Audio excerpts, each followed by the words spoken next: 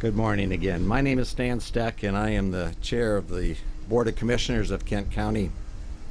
So I want to welcome you all here, and on behalf of the Board of Commissioners and on our administration, I want to thank our guests for joining us this morning. We appreciate our collaboration with both our state and federal partners, and certainly are tremendously grateful to the U.S. Department of Transportation for their support. The Gerald R. Ford International Airport is one of Kent County's premier assets. This airport serves as a portal to the world for our residents and our businesses. Last year, more than 1.7 million passengers traveled through GRR, and every year it brings hundreds of thousands of guests and tourists and business travelers to West Michigan. Now, despite the turmoil of the last 2 years, the economic stress from the pandemic, this region remains vibrant and active, and our airport is a leading example of that. In fact, the airport broke ground on a new operations center and one on Concourse A expansion, which you can see behind you, and has already recovered nearly the same level of activity that we experienced before the pandemic. In many ways, this airport is the linchpin in our economic success. It adds nearly $3 billion to the West Michigan economy every year. It also enables residents of West Michigan an opportunity to travel with ease, with as many as 127 flights daily, and including 30 direct flights to destinations across the country. You know, 5 or 6 years ago, when we established the airport as an independent authority, we did so with the vision of making it the best mid-size airport in the country. The many expansions and renovations you see around us reflect the seriousness with which we pursue this vision. But this facility is also a reflection on who we are in Kent County. It demonstrates our commitment to sound stewardship and excellence in service. So that is why we are so excited to be a recipient of this grant. We look forward to the day when the improvements now underway and those planned and possible by this grant are completed. Collectively, they will enhance air travel for this region and advance our vision for excellence and building a great place to live, to visit, and to do business. Thank you. I would now like to introduce our Michigan Attorney General, Dana Nessel.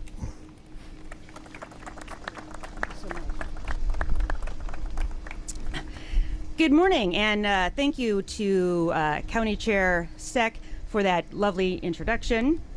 It's a pleasure to be here this morning in Grand Rapids to recognize the positive impact of improving our air travel infrastructure for all consumers. And as we know, COVID has had a significant impact on the air travel industry, and the industry is working still to recover from the challenges that have been brought on by the pandemic. Recently, I was honored to accept an appointment to the Aviation Consumer Protection Advisory Committee, or ACPAC, so that I could share the expertise of my department's Consumer Protection Division for the benefit of travelers, not just in Michigan, but all across the country. And last month, I traveled to Washington, D.C. for the first meeting of the commission, where I had the opportunity to begin the hard work that will improve air travel experience for consumers all across the country. Today's announcement of grant dollars for our local airports, both big and small, is a significant step in the right direction towards that important goal. I know typically when you think of the Department of Transportation, you don't always think of consumer protection issues, but let me tell you that Secretary Buttigieg and his staff are working tirelessly to protect consumers across the nation to make air travel experiences better and also more affordable. So, and I thank again the Secretary for that appointment. It's very meaningful to me, and it's exciting to get to do some work that helps so many people. So I just came from Traverse City, the Cherry Festival, and that is the Secretary's new hometown. And we were able to meet with local groups up there that are working to improve northern Michigan in a variety of ways. And let me say, Mr. Secretary, that you could not have picked a better state in the union to become a resident of. I certainly hope that you like college football, because We got a lot going on in this state, and I know you're going to love your time here in Michigan. And we are so thrilled to have you as a Michigander or a Michiganian, depending on who you speak to about it. I don't know if there's some polling data on that. I think Michigander is winning, but tell that to Chad Living good at the Detroit News, because he doesn't like it when you say that.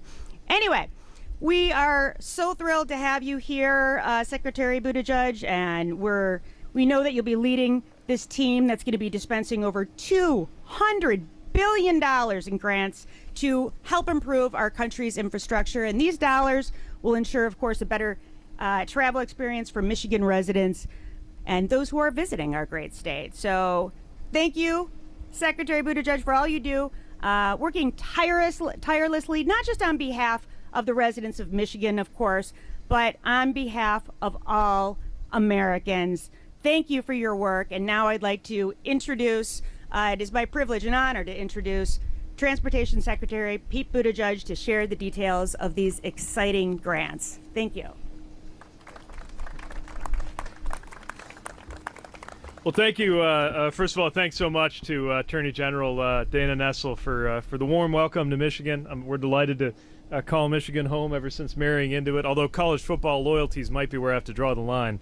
But really delighted to be here, and I want to thank her for her service on this very important national body, this Consumer Protection Advisory Committee, whose work I think America is once again understanding to be very important given some of what passengers have encountered over the course of this summer travel season. And just on a personal note, it's a pleasure to be here in Grand Rapids, where a fellow River City, a city where I've often compared notes with Mayor Bliss about what it means when you have civic pride and a lot of energy and commitment to growth. City, I should say, where we spent some time last fall when our little guy was being treated at DeVos, and of course that was an involuntary stay here in Grand Rapids, but we couldn't be more thankful for the excellent care that he received from the medical staff there, and that's part of why today, thankfully, he is 100%. So we got a lot of memories here on a personal note, and on a professional note, there is so much good news happening, part of which we're looking forward to announcing today. I want to acknowledge Governor Whitmer for her leadership and in particular her attention to the importance of infrastructure. And so glad to have Zach here with us, representing the administration and colleagues from MDOT as well. I want to thank Board Chair Steck and everybody who helps to make sure that this airport is the great facility that it is for the community and for the region. Across America, we are at work building safer, modern transportation systems to connect people to where they need to get safely and comfortably in ways that save them time and money. And that's what we're here to talk about. This is an airport that was expanded about 90 years ago through the New Deal. And there were hundreds of airports across America that were built or were modernized by the FDR administration. It's part of what allowed America to usher in the modern aviation age as we know it, and secured generations of good jobs, not just in aviation, but in the many regions that were served by great airports. But today, when you look at global rankings of great airports, not a single airport in the United States ranks among the world's top 25. And we feel those shortcomings too often flying through terminals that need a lot of work. And now we are in a position to fix that. I'm delighted to celebrate today the award of $8.6 million to the Gerald Ford International Airport, and I want to congratulate everyone whose hard work made that happen.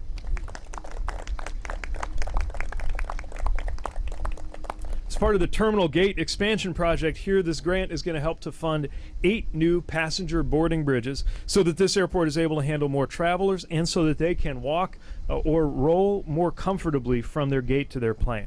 It's going to make traveling better. It's going to allow Grand Rapids to accommodate that increasing passenger growth and support the economic opportunity that is emerging across West Michigan. Wherever you're headed and whatever reason you have for traveling, you deserve to be able to sit or eat or charge your phone without overcrowding, and to be able to get through security and baggage without unnecessary stress or delay. Everybody has their airport horror story. It's almost a ritual in American conversation. but we're making sure that people are going to be proud of their airport experiences across America and support the good work that is already happening in communities like Grand Rapids. I'll tell you, this was a very, very competitive program. We're proud to announce almost $1 billion of funding that we're awarding right now to improve journeys at airports across America. We got about $14 billion worth of applications. So that gives you a sense of just how good a project needed to be in order to qualify and how much need is out there. And I just want to give you a flavor of the work we're doing across the country that we're announcing through this distribution of grants. In Pittsburgh, they're adding a new landside terminal with more efficient security checkpoint, better baggage system, and other improvements to make trips easier. In Orlando, it's 4 new gates to serve aircraft of different sizes. In Chattanooga, it's a terminal expansion that'll include new gates, better TSA screening lanes, and better bathrooms. In Austin, they're adding capacity. In Huntsville, Alabama, they're improving their escalators and elevators and their nursing rooms. In Dexter Regional Airport in Maine, example of a rural region that many Americans might not be familiar with, but where the airport's absolutely vital, they're replacing a 50-year-old terminal with a new modern one 4 times larger. Chamberlain, South Dakota has a mobile home right now for their general aviation terminal. We're going to fund them to construct a new one. 85 rounds of improvements around the country are being funded just with this program alone, just this year alone. And we got a lot more where that came from. And the investment couldn't come at a more urgent time because as we're emerging from the most recent stages of the pandemic, people are returning to the air to see their loved ones, and that's great news. We're delighted to see more passengers than we have had in a long time choosing America's air aviation system, but we're also seeing how airlines have struggled to meet that demand. So in the immediate term, we've been engaging airlines to address these disruptions, ready to collaborate with them when they are prepared to do the right thing, and also ready to hold them accountable to support the traveling public. But for the long term, we've got to modernize the infrastructure itself and make sure our airports are ready, not just to get through the summer travel season, but for the decades ahead. All of this is a reality thanks to President Biden's bipartisan infrastructure law. We saw so many seasons when Infrastructure Week was promised, came and went without result, until it became a Washington punchline. But this president and Congress finally delivered, which is why we're able to now administer the biggest investment of its kind in the better part of our century. The Biden-Harris administration has already announced about $3 billion headed to Michigan to improve a range of transportation and infrastructure assets, including, as the governor always says, fixing the damn roads. And we are just getting started. In Alpena, where one of the largest employers is a local cement plant, we recently awarded funding to modernize the port so they can bring in larger ships. On the rail side, we've awarded 2 projects in Michigan that are building new miles of track and replacing critical infrastructure so that business in West and Southwest Michigan can have efficient, reliable freight service to get their goods to market. Of course, ultimately, what we're doing is not just building infrastructure, we're building better futures, and we're building careers. We're especially proud about the job opportunities that are going to come and are going to be supported through this infrastructure work. Because of that, we are going to be proud of this, not infrastructure week, not infrastructure year, but an infrastructure decade that will put America where it belongs, in the front of the pack, as our global competitiveness returns to where it needs to be and as opportunity is spread throughout the United States. So we're proud of this work. We're just getting started, and I can't wait to see the results over time. Thanks again for having us over. Are we doing some? Great, so we'll do some questions. I'll ask Alexandra from our team to quarterback.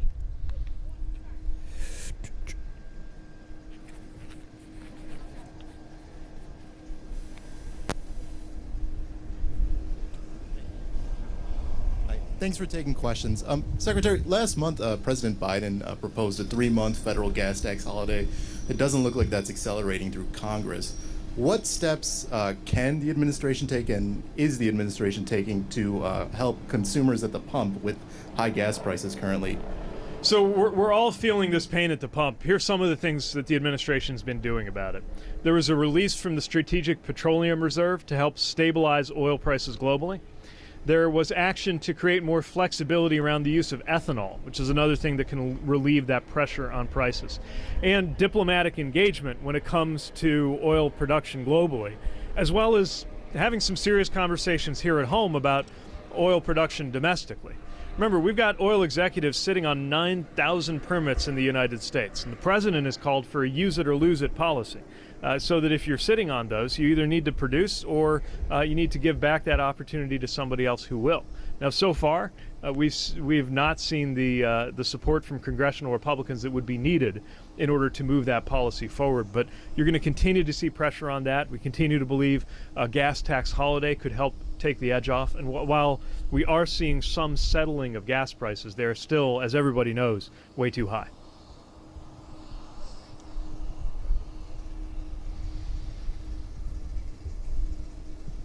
Secretary, a lot of our readers are interested in this. Why did you decide to relocate to Michigan?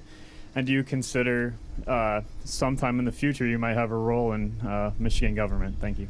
So we're here because of family. When I married Chasten, I married into Michigan at some level to begin with, but it was really the arrival of our children that cemented our relationship to Traverse City.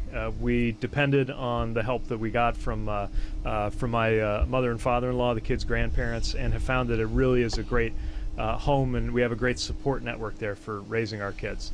But when it comes to the professional side, I've got more than enough to keep all of my energies occupied with the work of the Transportation Department, and I'm proud to be doing it.